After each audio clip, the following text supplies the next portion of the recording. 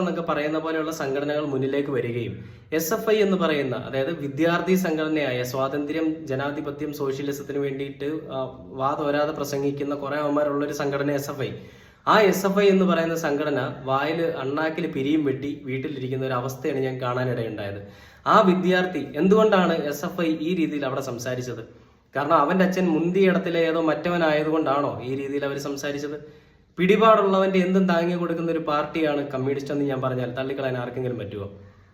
അതായത് പാർട്ടിക്കാരും അല്ലെങ്കിൽ അതുപോലെയുള്ള പണമുള്ളവനും എന്തെങ്കിലും സംഭവിച്ചു കഴിഞ്ഞാൽ അവരെ ചേർത്ത് നിർത്തുകയും ഒന്നുമില്ലാത്തവനെ അവനെ കുത്തുപാള എടുപ്പിക്കാൻ ശ്രമിക്കുക. നമുക്കറിയാം റോബിൻ ബസിന്റെയൊക്കെ വിഷയങ്ങളൊക്കെ നമ്മൾ കണ്ടതാണ്. ഒരാളോട് ദേഷ്യം ഉണ്ടായി കഴിഞ്ഞാൽ പെണ്ണു വിഷയത്തിൽ അവനെ കൊടുക്കുക, ഇനി എന്തെങ്കിലും വിദ്വേഷം ഉണ്ടെന്നുണ്ടെങ്കിൽ അവനെ പിടിച്ച് എന്തെങ്കിലും കാരണവശാൽ അറസ്റ്റിലാക്കുക.